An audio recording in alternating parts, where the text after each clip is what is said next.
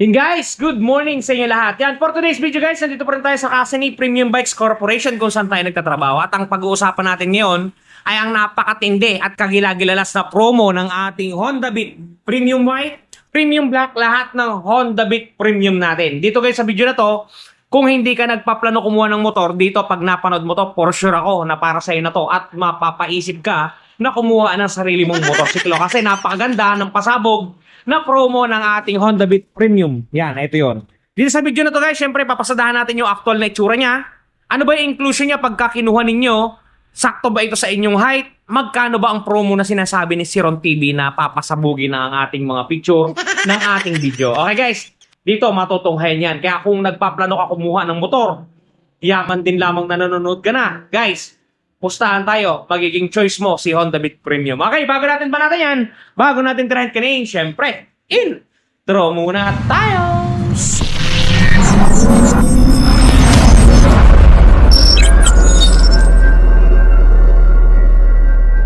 Ayun guys, without further ado, ilalagay ko muna dito yung ating motor sapagkat wala yung mga kasama natin yan at busy sila. So, tayo muna ang magkakalabsaw ng unit. Kukunin ko muna dun sa display area at ilalagay ko dito sa harapan para makita ninyo. Alright! May bago na naman sa kasa, Siron TV. Tingnan natin kung sulit ba, Siron TV. Magkano, anong meron, Siron TV. Tara, silipin natin ngayon. Guys, i-ready na natin yung ating unit. Yan, nandiyan na siya. Diyan na lang natin i-activate. Busy pa kasi mga kasama natin ngayon. May kanya-kanya silang ginagawa. So, tayo muna, all by myself muna tayo. Ito guys, yung ating unit ng Honda Beat Premium White. Ito guys, purong puti siya. Yung pagkaputi niya glossy. Yan, glossy. Kaya ganda. Yung itsura niya sa malapitan sa mukha. Yung gulong niya guys, kulay gold.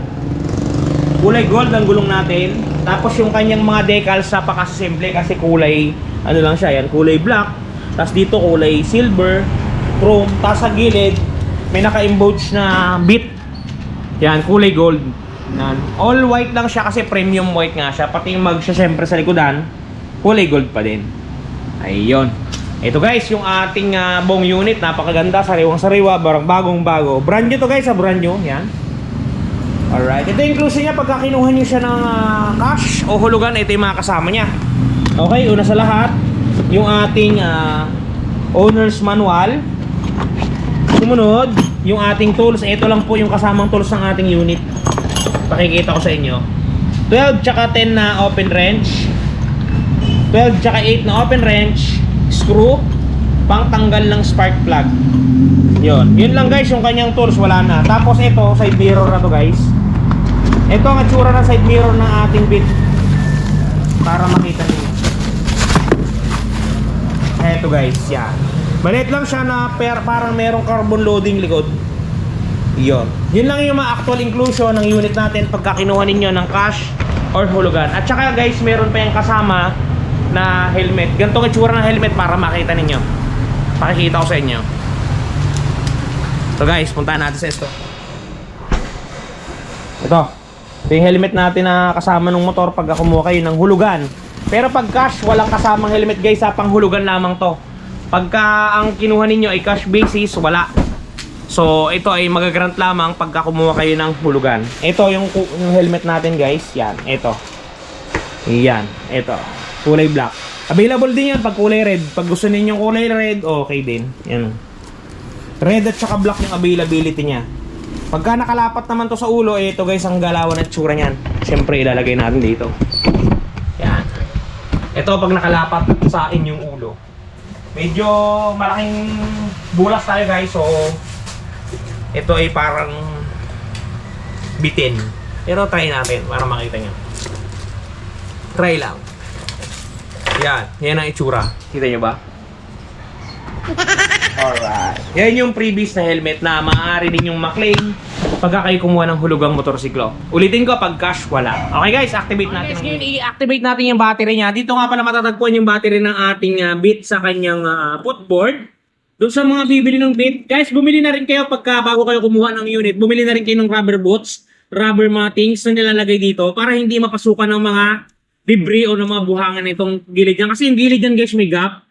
Ngayon, pag walang mga ganun yan, papasok yan sa loob. So, dudumi. So, bilan nyo na ng mga rubber mattings. Mura lang yan, guys. Promise. So, guys, activate natin yung baterya. Tanggalin nyo lang yung dalawang screw dito. Screw bolts. Yan, dalawa lang yan. Afterwards, tago nyo muna yung screw sa gilid.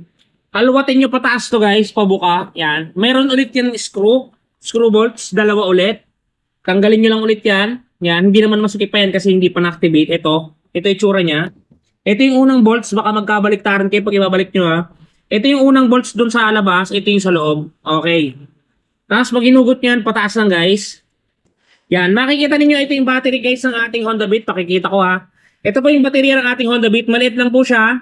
Parang baterya lang po siya ng Honda XRM na 125. Para i-activate po ito, kukunin lang natin itong screw bolts. Yan. Kunin natin. Tapos, syempre, ito guys yung mga wires niya. Papahigaan nyo lang, iaabang nyo lang siyang ganyan, pahigang ganyan. Diba? Yan. Pero mamaya na, kunin muna natin yung screw bolts niya. Ito. Yan. Yan. Ito na guys, ha, kamay ko na, i-ready nyo na yan dito sa baterya. Para isang salpaka na lang tayo mamaya. Iabang nyo na yung mga nuts sa loob. Make sure nyo lang na hindi malalaglag kasi mahirap tukutin yan pag nalaglag doon sa ilalim. Tapos ipahiga nyo lang siya dito. Nakakasunod ba tayo guys? Yan. Ito, naipit. Aray. Naipit ang kamay ko. Yan. So, naka-ready na tayo. Kita nyo ba? Ihiga ko lang ng konti yung ating video. Yan. Punahin natin dito guys sa kanyang terminal. Para ma-dice na natin siya agad. Yan. So, ito yung ating isang terminal na negative. Yan. Ilagay na natin. Kahit ano lang unahin yan guys, okay lang yan. Naka-off na may ignition natin. Ayan, nalagay na natin yung negative terminal. Punta naman tayo sa positive terminal. So ito. Medyo magugulat kayo minsan dyan, medyo mag-spark yan, pero normal lang yun. Wala pa naman ako nabalitaang nasira.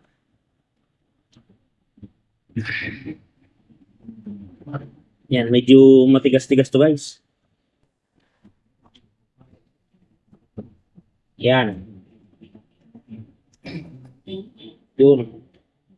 Yun. Dali na. Kasigpitan lang natin. So ito guys, okay na yung ating battery. Check natin kung gumagana siya. Susi lang natin. Ito. Yan guys, gumagana na siya. So ngayon, tatakpan na natin yung ating baterya. Alright. So pagtatakip niyan, syempre, gaya nung kanina, tatakpan niyo ulit siya dyan. Yun nga pala guys ha, sa mga magtatanong, sir, ba't nasa ilalim yung mga fuse niya? Yan, nasa ilalim yung fuse niya. Di mababasa po yan pagka dinaan natin sa baha. Hindi po. Kasi may cover po siya. Ito po yung cover niya. Yan. So pag ito po ay nakaganyan sa tubig, ang tendency po niyan, hindi makakapasok yung tubig sa loob. Okay? Kasi nakakatakip po siya. Wala po siyang butas dito na papasukan ng tubig. Sa ilalim lang po. Yun, nandito nga din po pala yung pangtanggal natin ng fuse at saka yung mga extra fuse natin. Nasa ilalim po ng takip. Okay. Takip na po natin siya. Yan. Diin nyo lang po. Pekto sa inyo para lumapat. Para sure. Gagamitin nyo po yung tornilyo na may ulo, na may washer. Na may kasamang washer built-in. Higipitan nyo po to para magandang lapat. Yan. Tapos, itong isa sa dulo. Yan. Higpitan nyo po para maganda yung kapit. Yan, bali dalawa po yan. Sure ball na po yan. Yun, sububurang ng higpit. Yan, higpit na po yan. Next, ito naman ang ating final na takip. Yan, lalapat na po yan. Yan. Ito po ang gagamitin yung tornilyo. Dalawa lang naman to, yung maliliit. Baka po magkabaliktaran po kayo ha. Yan. Higpitan nyo lang din po. Tapos yun, goods na siya. Yan, kita nyo guys. Yan, pag naikabit nyo na parang wala na lang nangyari. Tapos biglan nyo siya ng rubber matting guys para hindi mapasukan tong mga pagitan ng buhangin. Okay ngayon guys, lagyan natin ng gasolina at paanda rin natin. Okay guys, ngayon ito, lagyan na natin siya ng gasolina. So, yan, buksan nyo yan. So, buksan nyo itong tangke. Huwag nyo nang alisin yung plastic kasi pampaganda yan dyan. So, Tali nyo na. Ang gasolina nga pala natin ang free 1 liter.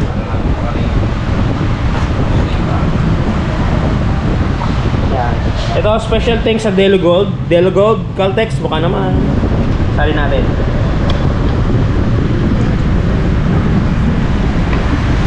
Alright. Yun guys, okay na. Pandarin natin ngayon. Pandarin natin ang unit. Alright. Yan. Okay. Pandarin natin siya ngayon. Ito nga pala itsura ng susi niya kung di nyo napansin. Ito. Ayan. Ganun pa rin sa dati. Susi natin. Okay. Yan. Pagbuhay na siya. Busina. Ngayon, start natin guys. Yun guys, one click. One hit, delete lang siya. Maandar na po ang unit natin. Yan, kung mapapansin nyo po. Yan, maandar na siya. Goods ay, goods sa goods. Mapala na yung kanyang speedometer. Yan, kasi sa likod po yan nakakonect. Yan. Ito po, yung andaran ng ating bit. Napakaganda at napakatahimik. Ayan po. Maganda po ito pang daily ride, service, napakatipid sa gasolina. Yun guys, maisingit ko nga lang pala doon sa mga namumroblema ng mga gas-gas na kanilang mga pairings. Just for example, bumili kayo ng Honda Beat, Honda Click, lahat ng tinitindang motor sa merkado ngayon. Ngayon nagasgasan. Ito guys, panoodin niyo, touch paint ni Wash Body. At ito na guys, ang touch paint ni Wash Body. Di ba napakaganda? Ganito ang packaging yan pagka mabibili ninyo. Ito yung polishing cream, ito yung surface cleaner, ito yung mismong touch paint. At may kasamang pre-yan na pen brush at meron niyang instruction kung paano gagamitin. Ito guys, kung makikita ninyo, ganito siya i-apply. Una, pahidan ninyo ng polishing cream para makinis ninyo yung lugar o lokasyon. Sprays ng surface cleaner. At syempre, i-apply natin ang ating touch paint. Yan. Isulat nyo lang ng pen niya at talaga namang matatakpan ang mga gasgas ng inyong unit. Bili na kayo guys, touch paint ni Wash Body. Yun guys, napaka-quality ng touch paint na yan. Kaya kung ako sa inyo, i-try nyo na ang touch paint ni Wash Body. At talaga namang may nangyayari na. Okay guys, sa mga hindi pa nakapag-subscribe, subscribe na kayo. Hanggang dito na lang. Sana nakatulong sa inyo ang video natin. Paalam! Bye-bye! Shoes!